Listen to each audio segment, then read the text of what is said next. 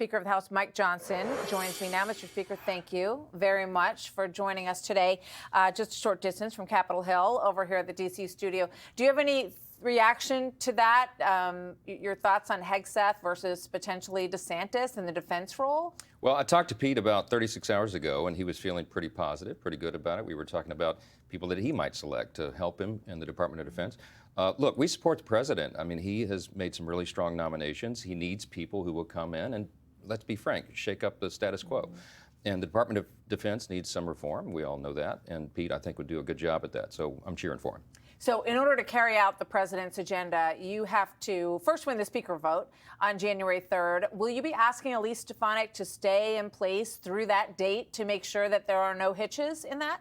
Yeah, I think both she and Mike Waltz will be in the chamber. They will leave after all of that happens, sometime in January. So we'll have the sufficient votes, and we'll get this done, and we'll move forward. We have a lot to do. We're going to have a very aggressive first 100 days agenda.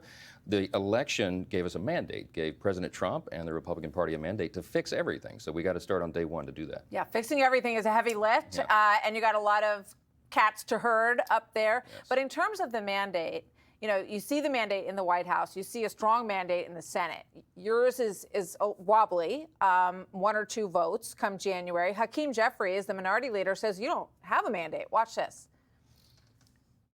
Despite the claims of some of my Republican colleagues who have spent a lot of time over the last 2 weeks talking about some big, massive mandate, I'm looking for it. This notion of some mandate to make massive far-right extreme policy changes, it doesn't exist.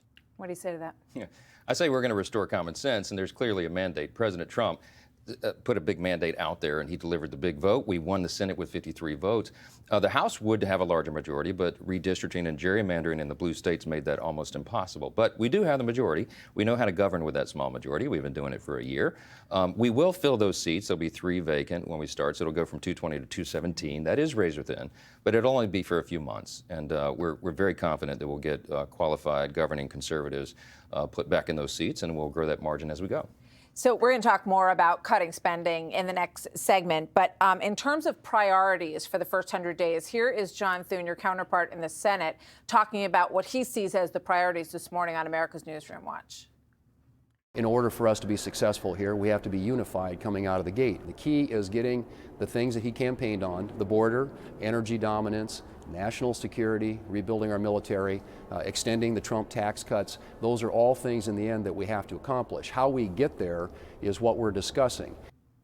So in terms of the first thing on the agenda, he said border first. Then he said defense spending. When you spoke at the stock exchange, you put extending the Trump tax cuts as number 1.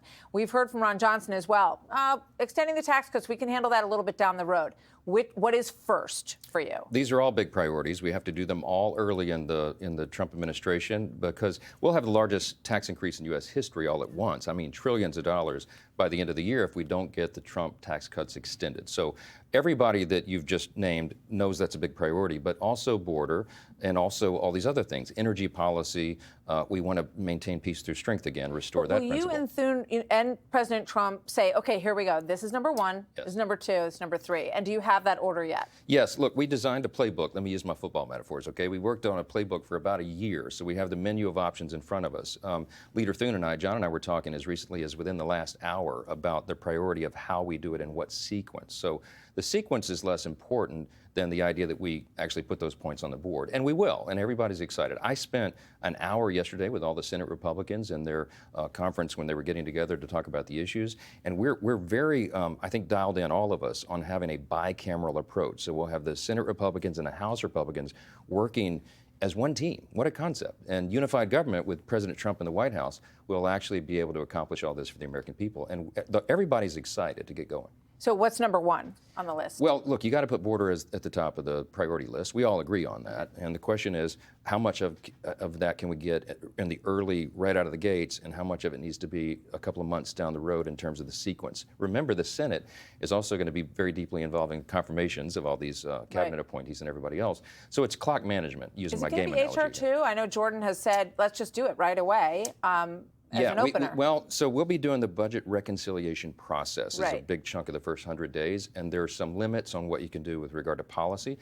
I love H.R. 2. We're going to take as much of that as we can and put it into that process. The reason we use budget reconciliation is it only requires 51 votes in the Senate, not the 60-vote threshold. So we'll get as much of that done as we can in the early part. And then as the Congress goes further, we'll do other pieces. But we've got a lot to do, a big So what's your agenda. estimate? How many days before you can pass H.R. 2 and have a border bill done? Well, if we all get on the same page, I think we could get that done very soon. I think first maybe 15 days, really, for the border provisions. We'll probably have 2 reconciliation packages, and what we're doing right now is discussing what goes in which piece of that. So it hasn't been totally decided yet. Okay. We will be right back with more. Hey, Sean Hannity here. Hey, click here to subscribe to Fox News YouTube page and catch our hottest interviews and most compelling analysis. You will not get it anywhere else.